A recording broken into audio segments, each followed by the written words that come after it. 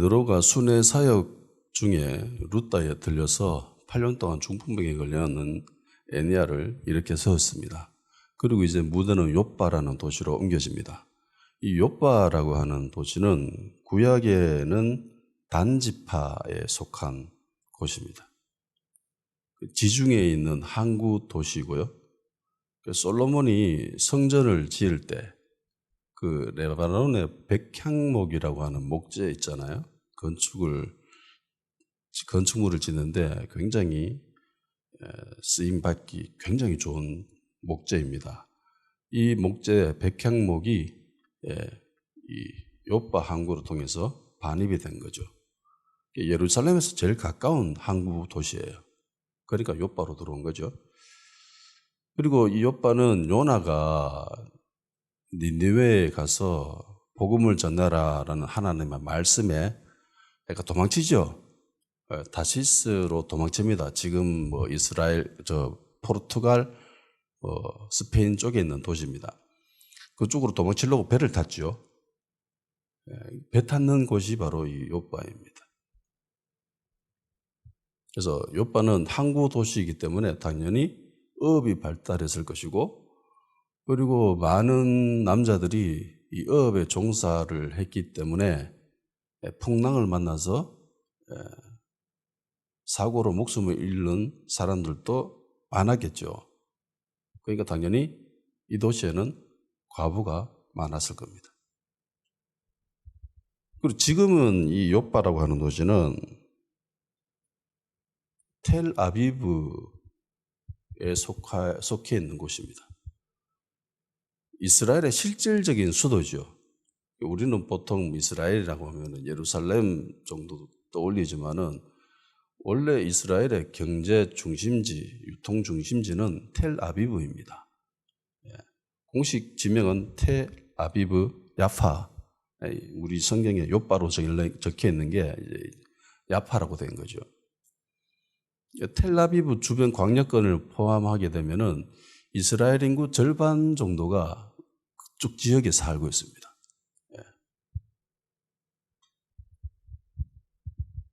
공식적인 유엔의 수도는 텔아비브예요. 이스라엘과 미국과 몇몇 나라들은 예루살렘을 수도라고 이야기하지만 유엔이 인정한 공식적인 수도는 텔아비브입니다. 대부분의 대사관들이 이 지역에 있죠. 그리고 이 욥바에 다비다라고 하는 여제자가 있었습니다. 이름이 두 가지죠. 하나는 도르가, 또 하나는 다비다.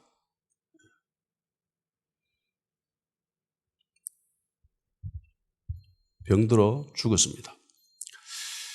두 가지 이름 중에 하나는 헬라 이름이고 하나는 아람어 이름입니다. 뜻은요, 둘 다 똑같아요.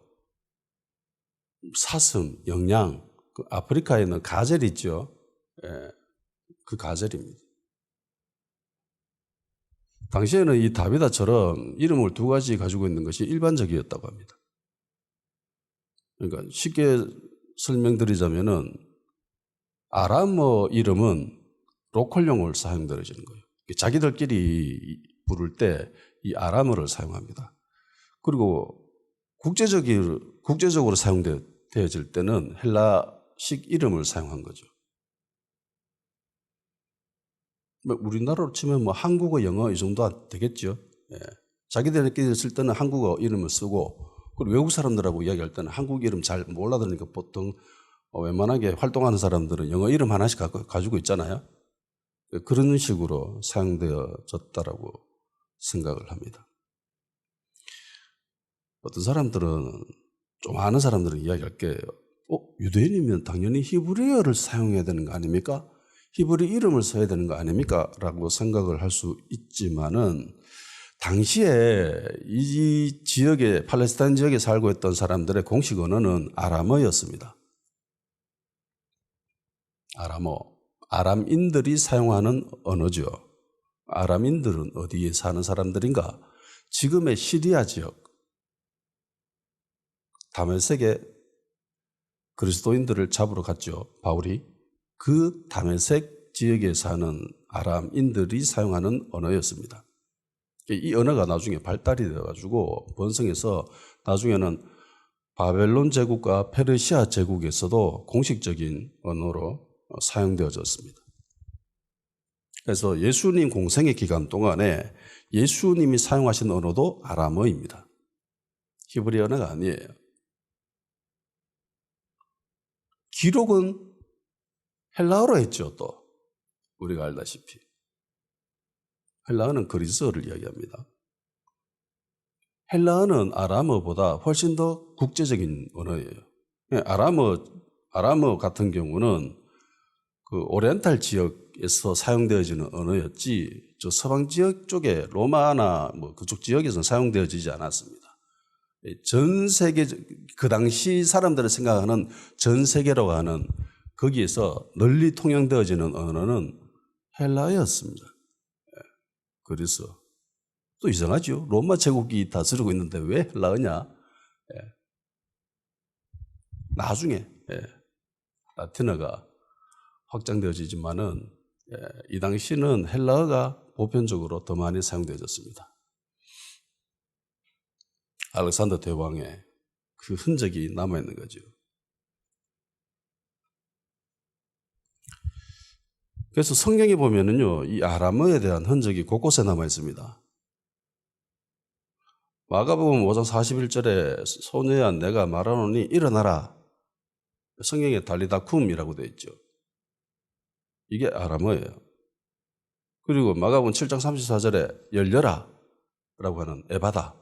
이것도 아람어입니다. 그리고 엘리 엘리 라마 사막다니 나의 하나님 나의 하나님 어찌하여 나를 버리시나이까. 이것도 아람어입니다. 우리가 잘 아는 마라나타 주 예수여 속히 오시옵소서. 이것도 아람어예요. 그리고 다비다라는 이름 역시 아람어 이름입니다. 그리고 이 다비다가 성경에는 어떤 삶을 살았는지 간략히 기록해 놓고 있습니다. 36절에 욥바에 다비다라는 여자가 있으니 그 이름을 번역하면 도르가라. 도르가가 헬라어예요. 선행과 구제하는 일이 심히 많더니 착한 일을 정말 많이 했답니다. 남을 도와주는 일을 정말 많이 했대요. 재물을 가지고 헌신하는. 적당히 한 것이 아니라 좀 한 것이 아니라 좀 분에 넘치도록 많이 했다는 겁니다. 심하게 많이 했습니다. 원어에 보면 충만하다는 뜻을 가지고 있어요. 그러니까 착한 일을 하고 막 남을 도와주는 일에 충만하게 했다는 겁니다. 근데 많은 사람들에게 도움을 주던 이 다비다가 병들어 죽게 됐습니다. 남 도와주다가 이제 죽게 된 거예요. 죽은 거죠. 이 죽은 시체를 사람들은 시체를 씻었습니다. 그리고 다락방에 뒀다라고 하죠. 우리 입장에서 보면은 시체를 씻는 것이 조금 이상해 보일 수도 있습니다. 근데 이것은 일반적인 장례 의식이에요. 그쪽 지역 사람들의. 사람이 죽으면 시체를 씻어요. 그리고 매장을 합니다. 시체를 씻으면 매장을 하죠. 우리는 장례를 3일장을 치릅니다. 그죠? 그런데 이쪽 지역 사람들은 3일장이 아니라 당일 장례, 당일 매장하는 관습이 있어요. 그러니까 사람이 죽으면 그날 그냥 씻어서 그날 땅에 묻습니다. 그래서 정말 이상한 것은 시체를 다락방에 두는 거예요. 시체를 씻는 것이 이상한 게 아니라 시체를 다락방에 두는 행위가 이게 굉장히 일반적이지 않고 약간 특별한 경우입니다. 왜 다락방에 뒀을까요? 왜 사람들이, 제자들이 시체를 씻어서 다락방에 뒀는지 본문의 기록을 통해서 어느 정도 유추해 볼 수 있습니다. 38절에 이렇게 되어 있습니다. 룻다가 욥바에서 가까운지라 제자들이 베드로가 거기 있음을 듣고 두 사람을 보내어 지체 말고 와달라고 간청하였다라고 되어 있습니다. 욥바에서 룻다가 좀 가까웠대요. 근데 가까운 거리가 18km 정도 됩니다. 18km면은 좀 하루 반나절 이상 걸어야 돼요. 남자 성인이 진짜 걷는데 그냥 하루 온종일 보내서 걸어가면 한 40km, 50km 걸어갈 수 있대요. 군대 행군도 40km 행군이 있거든요. 정말 힘들어요.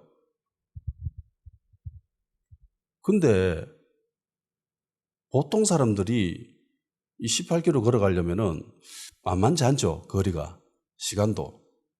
그리고 가는 시간도 있지만 오는 시간도 있잖아요. 사람을 보냈잖아요. 그럼 그 사람이 가가지고 이야기해가 베드로가 준비해서 와야 됩니다. 다시. 그래서 합이 한 40km 정도 돼요. 하루 만에 주파하기는 좀 힘들죠?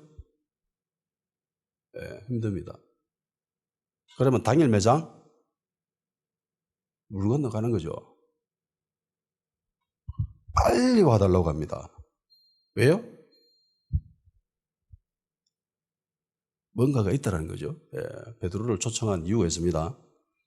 그리고 한 사람을 보내는 게 아니라 두 사람을 보내지요. 한 사람이 가서 말을 전하는 것과 두 사람이 가서 말을 전하는 것은 그 무게가 달라요. 그리고 말 듣는 즉시 즉각적으로 와달라고 그렇게 강구합니다. 간절히 구했습니다. 요빠의 제자들은 베드로에게 빨리 오라고 했습니다. 왜요? 시체를 씻어서 다락방에 뒀습니다. 왜요? 무엇을 기대하고 있습니까, 이들이? 무엇을 소망하고 있어요?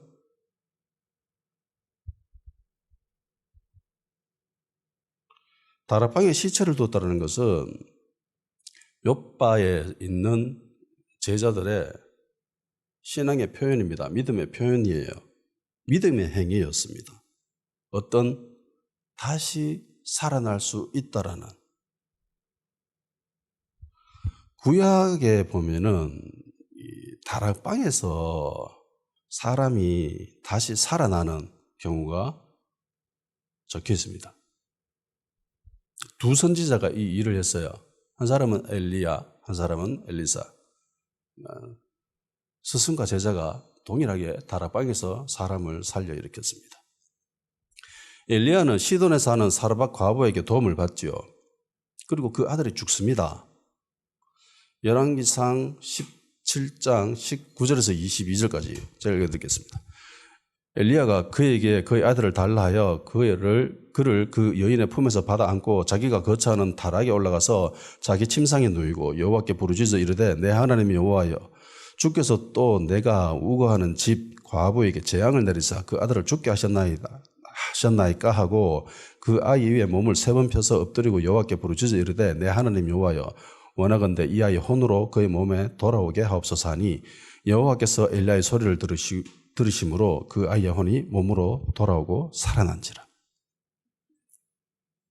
외아들이 죽었는데 다락방에 올라와서 아이를 살렸습니다. 그리고 엘리사는 수넴에 사는 한 귀부인, 엘리사가 여기 올 때마다 이 여인의 도움을 받습니다. 이 방을 하나 줘요. 다락방입니다. 그 방을 주고 엘리사님 오실 때 이 방에 기거하십시오. 그리고 필요한 모든 것들을 이 귀부인이 제공해 줍니다. 그러다가 역시 아이가 죽지요. 하도 도움을 받으니까 내가 뭐 도와줄 거 뭐 없겠나 그러니까 뭐 도와줄 거 없습니다. 뭐 괜찮습니다라고 했는데 보니까 애가 없어. 그래서 다음에 애가 생길 거다. 결국 애가 생겨요. 그런데 애가 죽어버려요. 열왕기하 4장 32절 35절 엘리사가 집에 들어가 보니 아이가 죽었는데 자기의 침상에 눕혔는지라. 들어가서 문을 닫으니 두 사람뿐이라. 엘리사가 여호와께 기도하고 아이 위에 올라 엎드려 자기 입을 그의 입에 자기 눈을 그의 눈에 자기 손을 그의 손에 대고 그의 몸에 엎드리니 아이와 살이 차차 따뜻하더라. 엘리사가 내려서 집안에서 한번 이리저리 다니고 다시 아이 위에 올라 엎드리니 아이가 7번 재채기 하고 눈을 뜨는지라. 엘리사도 죽은 자를 살려 일으켰고요. 그 살아난 곳이 다락방이었습니다. 그리고 또 공통점이라고 하면은 살아난 이 집안 모두 하나님의 사람에게 도움을 베푼 사람들이라는 겁니다. 시돈의 과부도 그랬고 수넴의 귀부인도 그렇고 없는 형편에 절대적으로 엘리야를 섬겼던 사르밧 과부고요. 그리고 귀부인 역시 마찬가지죠. 예. 그리고 오늘 본문에 나오는 이 도르가 역시 수많은 사람들에게 도움을 베푼 사람입니다. 선행과 구제하는 일이 심히 많더니, 그러니까 하나님의 특별한 은총, 기적을 기대하는 사람이라면 많이 베푸십시오. 하나님의 사람들에게 실질적 도움이 되는 사람이 되십시오. 다락방에서 죽음을 물리치고 일어난 이 세 사람 모두 하나님 사람들에게 많은 도움을 베풀었던 사람이었습니다. 절망적인 상황에서 절망하는 것은 누구나 할 수 있습니다. 이건 안 배워도 할 수 있어요. 굳이 노력할 필요도 없습니다. 자연스럽게 인간은 절망적인 상황에서 절망합니다. 그런데 절망적인 상황에서 소망을 품는 것은 굉장히 힘들어요. 이건 노력해야 됩니다. 그래서 믿음이 필요하고요. 신앙이 필요합니다. 욥바에 있던 제자들은 다비다가 살아날 것을 기대했습니다. 부활할 것이라는 것을 소망을 품었습니다. 그래서 시체를 다락방에 둔 거지요. 절망적인 상황 속에서 욥바의 제자들은 소망을 잃지 않았습니다.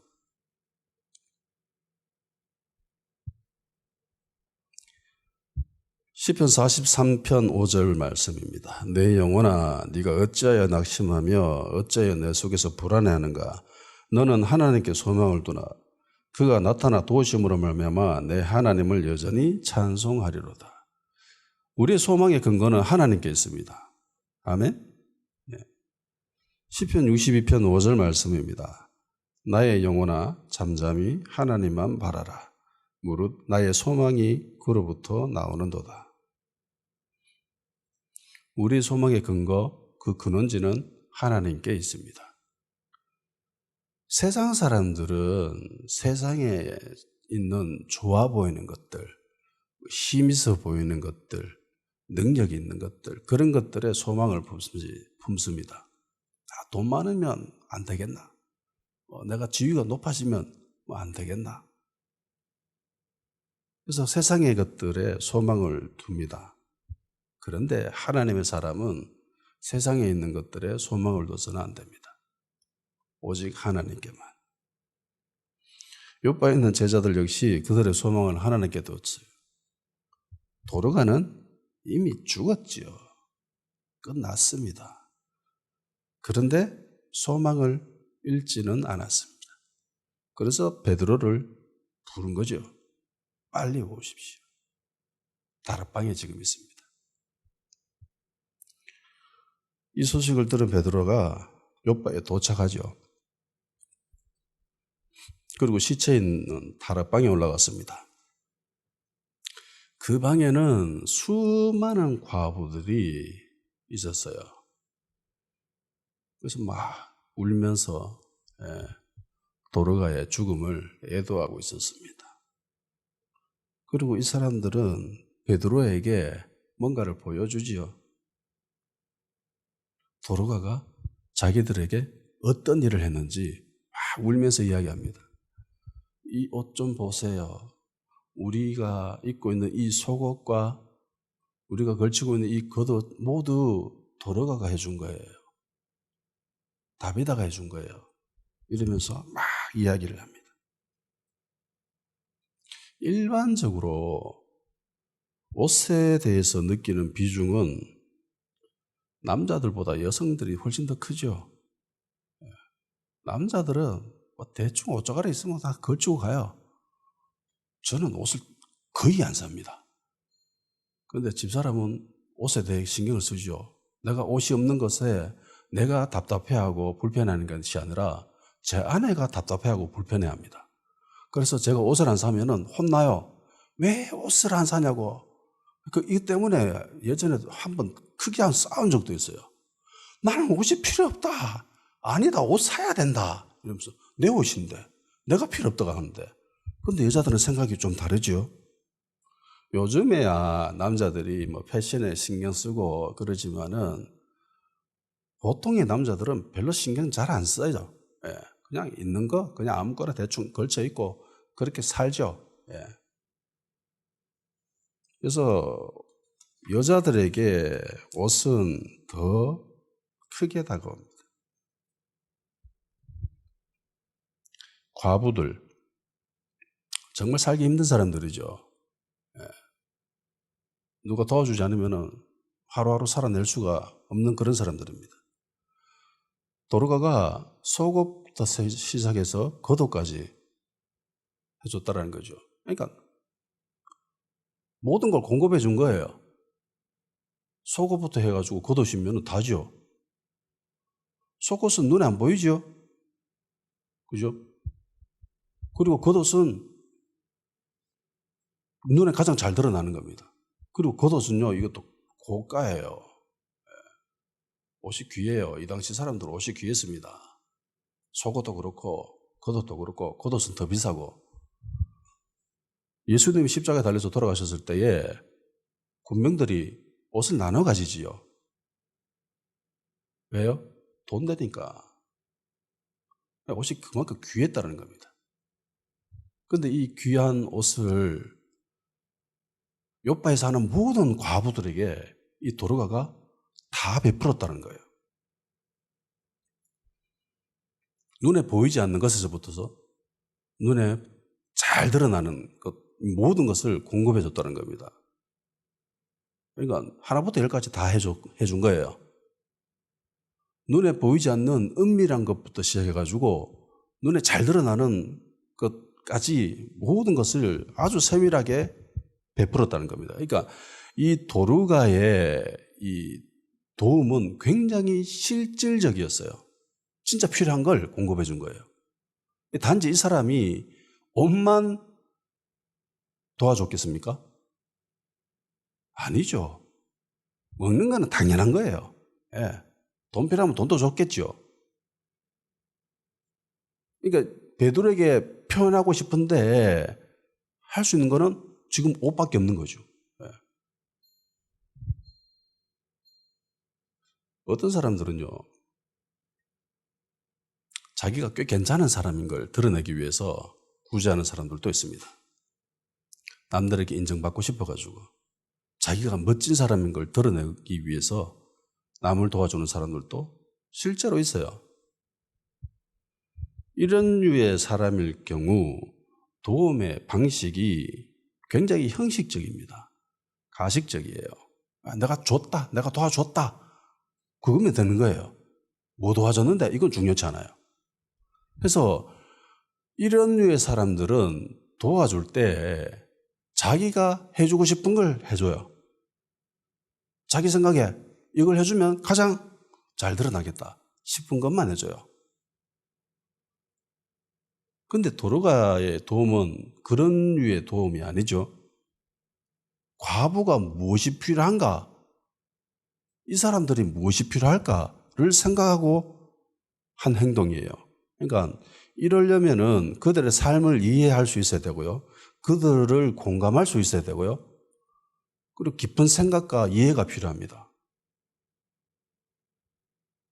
그런데 자신을 위해서 도움을 베푸는 사람은 이런 생각을 할 필요가 없죠.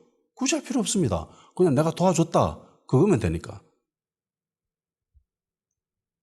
그래서 깊은 생각도 필요 없고 그들의 입장에서 이해한다거나 그들의 삶을 공감한다거나 이런 거는 더더욱 필요 없습니다.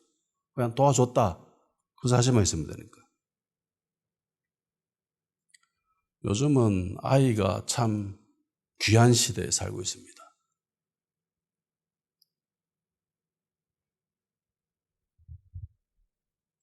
아이가 태어나면은 주변으로부터 선물을 많이 받게 되죠. 그리고 그 선물 중에 대부분은 옷일 겁니다. 예쁜 옷. 외출할 때 입는 아주 예쁜 옷. 우리 아이들도 그랬어요. 우리 아이들이 태어났을 때 주변 사람들로부터 선물을 많이 받았는데 대부분 옷이었습니다. 예쁜 옷. 근데 제가 아이들이 어렸을 때 그 선물 받은 것 중에서 가장 고마웠던 게 있어요. 그게 뭐냐면은 기저귀였습니다. 어떤 사람으로부터 기저귀를 선물 받았어요. 도와주는 사람 입장에서 보면은 기저귀는 뽐이 안 나죠. 뽐새가 안 납니다. 근데 받는 사람 입장에서 기저귀는요, 굉장한 도움입니다. 진짜 필요한 게 기저귀였어요. 그래서 옷을 선물 받았을 때보다 저는 기저귀 선물 받았을 때 정말 기뻤습니다. 그때 정말 물질적으로 힘들었었는데. 옷은 없으면 그만이죠. 포대기 둘도 사가 다니면 돼요. 남자들은 그래요. 여자들은 모르겠지만. 근데 분유하고 기저귀는 절대적으로 필요합니다. 없으면 안 돼요. 요즘에는 분유도 기저귀도 그 품목에 따라서 종류에 따라서 그렇게 사용하는 사람들도 있지만은, 그래서 얼마 전에 아내가 지인 중에 한 사람이 출산하게 됐다고, 출산 선물은 뭐 해주면 좋을까라고 물어보더라고. 그래서 이야기해 줬어요. 난 기저귀가 그때 정말 좋았다. 너무나 좋았다. 감사했다. 그래서 기저귀 선물하기는 좀 그렇잖아요. 좋은 기저귀 사는 사람도 있고, 외국 기저귀 쓰는 사람들도 있고. 그래서 그냥 상품권, 돈이 제일 좋은데 돈 주면은 좀 약간 이렇게 속물처럼 느껴질까 이래가지고 상품권이 가장 좋을 것 같다라고 결론을 내렸습니다. 이 도르가는 이 형식적이나 보이기 위한 가식적인 이런 도움을 한 사람이 아니죠. 굉장히 실질적인 도움을 베푼 사람이었습니다. 도르가에 대해서 어떤 학자들은 이 요바에 있는 모든 과부들에게 도움을 베풀었는 거 보면은 이 사람이 엄청난 부자였을 것이다. 대단한 재력의 소유자였을 것이다 라고 생각하는 사람들도 있습니다. 그리고 어떤 학자들은 큰 재력은 없었을 거지만 좀 어느 정도 사는 사람이었지만은 재본 기술이 있었을 것이다 라고 이야기하는 사람들도 있습니다. 그리고 어떤 사람들은 이 도르가가 과부였기 때문에, 자기 자신이 과부였기 때문에 과부의 마음은 과부가 한다고 끼리끼리 모인다고, 그래서 그들에게 도움을 베풀었다라고 이야기하는 사람들도 있습니다. 근데 성경에는 무엇이라고 딱히 단정지어서 이야기하고 있지는 않아요.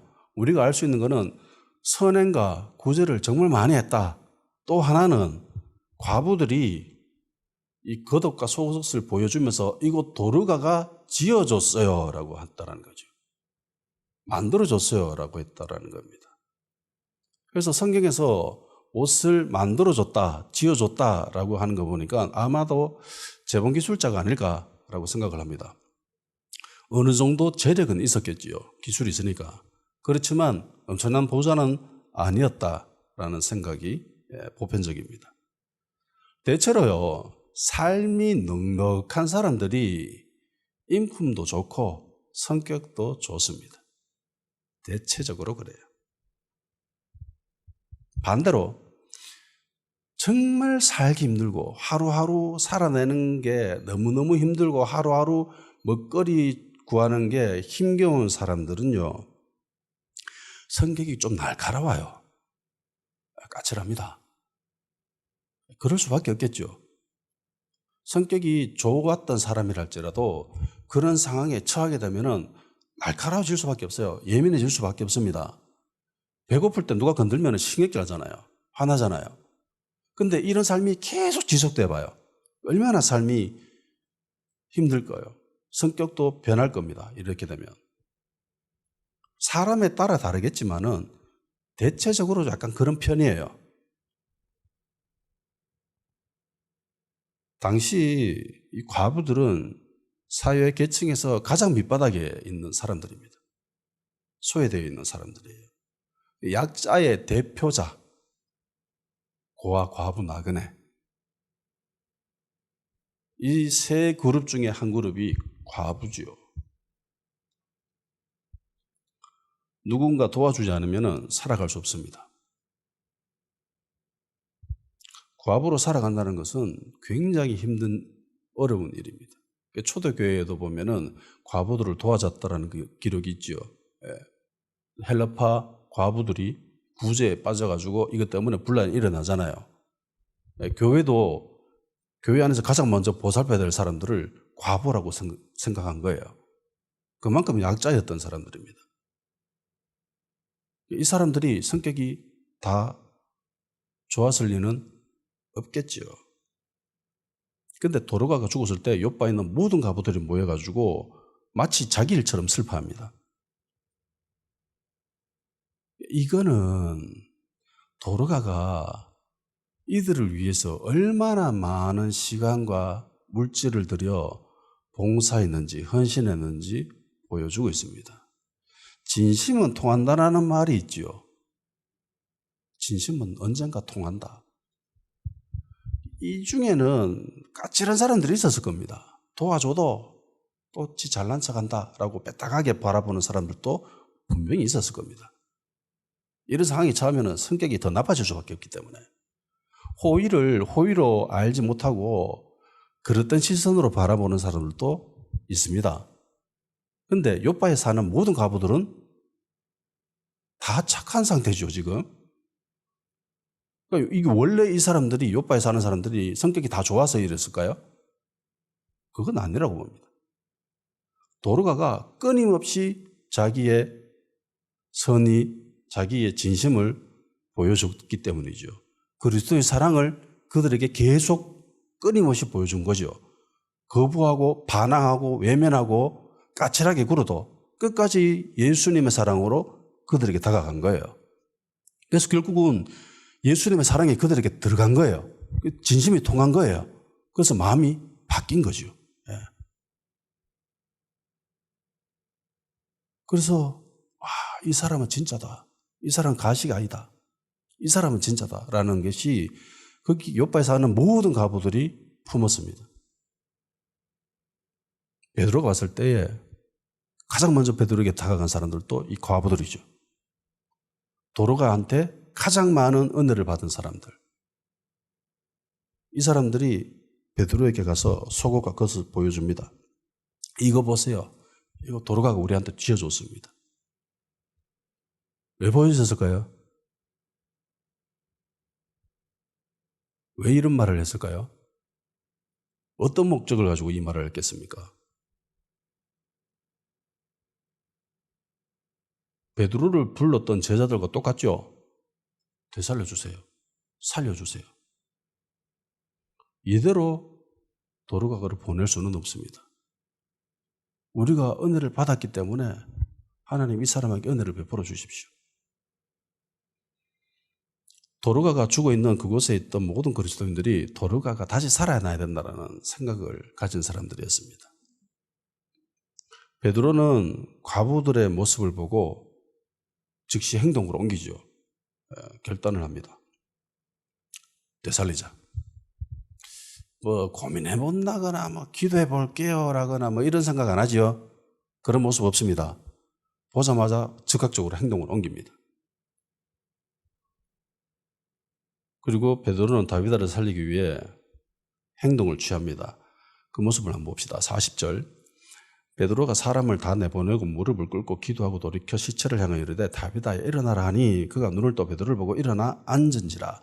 자, 베드로가 한 행동이 세 가지입니다. 첫 번째, 사람들을 다 내보냈습니다. 두 번째, 무릎을 꿇고 기도했습니다. 세 번째, 시체를 향해서 선포했습니다. 다비다 일어나라. 이 베드로의 모습을 보면 뭔가가 연상이 되지 않습니까? 회당장 야이로의 딸을 되살렸을 때에 예수님의 모습을 보면은 다 내보내지요, 사람들을. 마가복음 5장 37절에 41절 베드로와 야고보와 요한의 형제 요한 외에 아무도 따름을 허락하지 아니하시고 회당장의 집에 함께 가서 떠드는 것과 사람들의 울며 심히 통곡함을 보시고 돌아가서 그들에게 이르시되 너희가 어찌하여 떠들며 우느냐 이 아이가 죽은 것이 아니라 잔다 하시니 그들이 비웃더라. 예수께서 그들을 다 내보내신 후에 아이의 부모와 또 자기와 함께 한 자들을 데리시고 아이 있는 곳에 들어가서 그 아이의 손을 잡고 이르시되 달리다굼 하시니 번역하면 곧 내가 네게 말하노니 소녀야 일어나라 하심이라.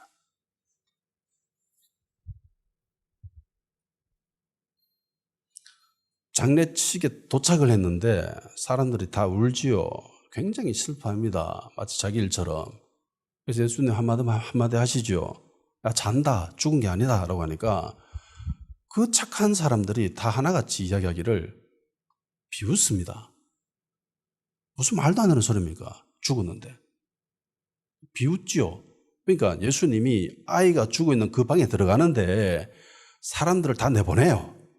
못 따라오게 합니다. 그 방에 들어가는 사람들은 그 아이의 부모, 그리고 예수님의 세 제자, 그리고 예수님. 그렇게만 들어가요. 다른 사람은 못 들어오게 합니다. 예수님의 제자 중에서 가장 믿음이 좋은 사람들이 누구겠습니까? 뻔하죠. 베드로, 야고보, 요한.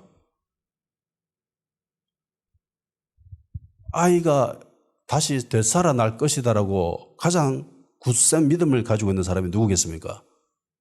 당연하죠. 부모죠. 상황보다 상황에 영향을 받지 않고 믿음만 오로지 발현시킬 수 있는 사람들만 그곳에 들어간 거예요. 근데 이런 모습은 예수님뿐만이 아니죠. 앞에서 소개했던 엘리야와 엘리사도 동일합니다. 아이가 죽어있는 그 방엔 아무도 못 들어가요.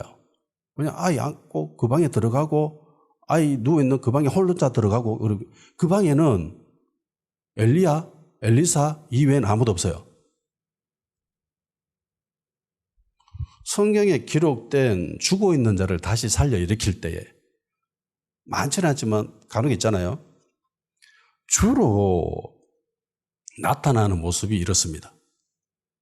죽음이 있는 그 공간에 사람들을 못 들어오게 해요.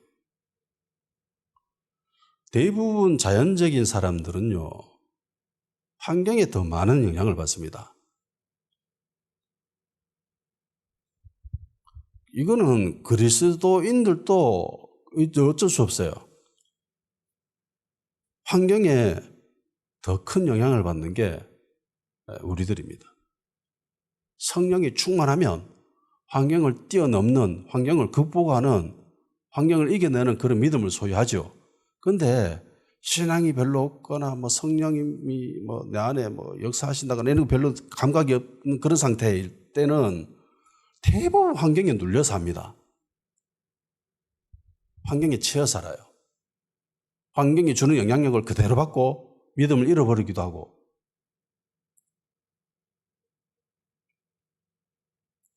근데 특별히 이 죽음이라는 이 현실, 이거를 부정하면서 다시 살아날 것이라고 믿을 수 있는 사람이라면 이건 보통 웬만한 사람은 불가능합니다. 불가능해요.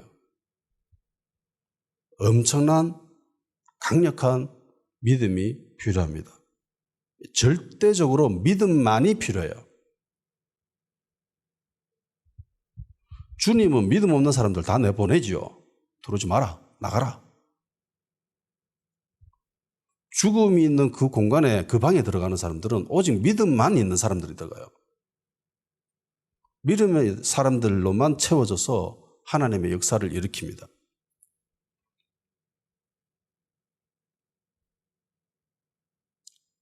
믿음이 없는 사람들이 바라보는 그 시선, 믿음이 별로 없는 사람들이 생각하는 그 생각들,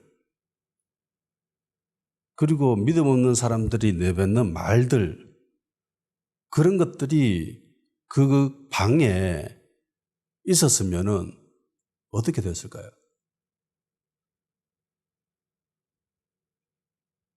이런 것들을 절대적으로 배척해야 됐습니다.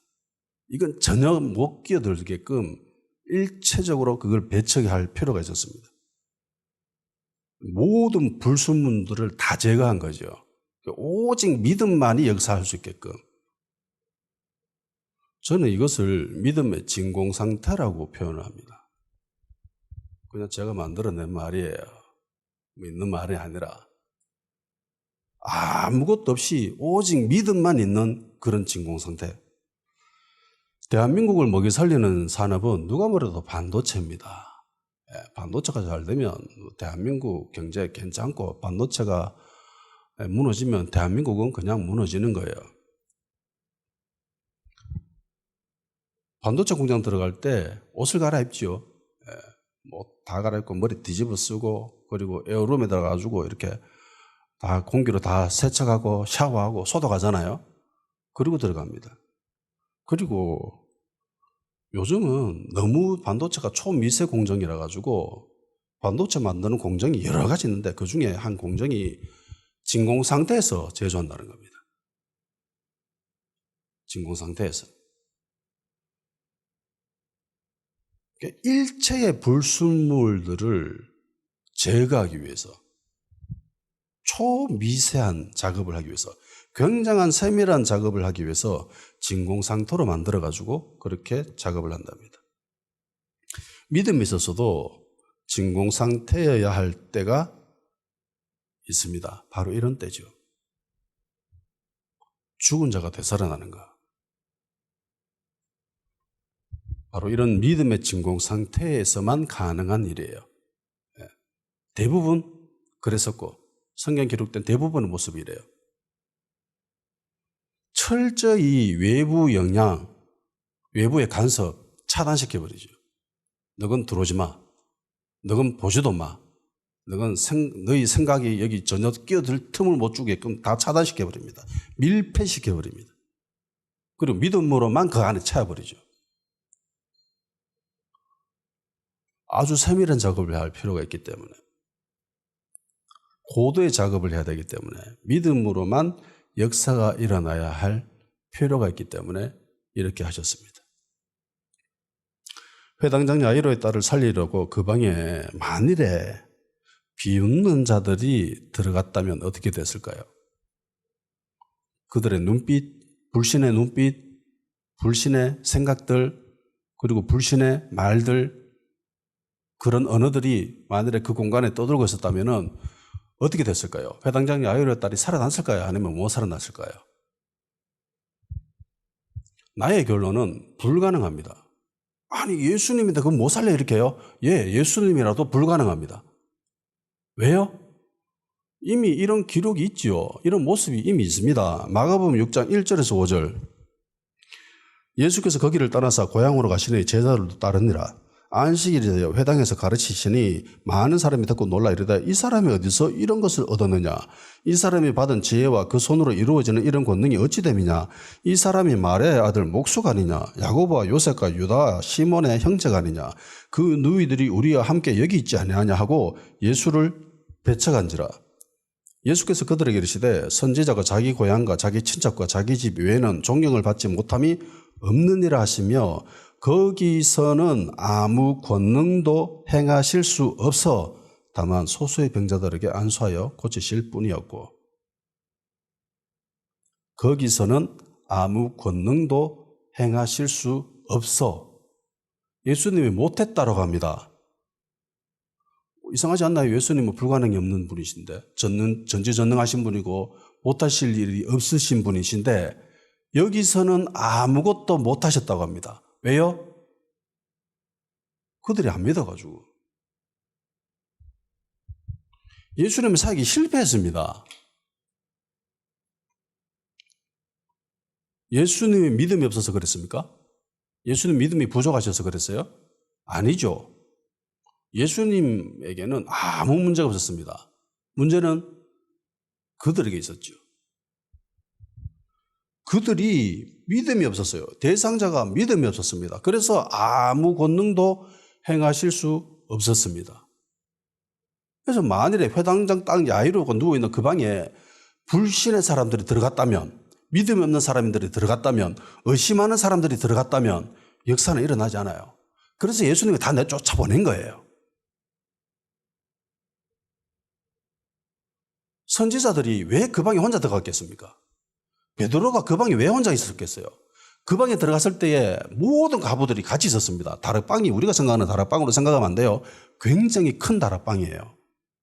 성경에서 이야기하는 다락방은 최후의 만찬, 그것도 다락방에서 했잖아요. 그러니까 연회를 베풀 수 있을 만한 그런 큰 방입니다.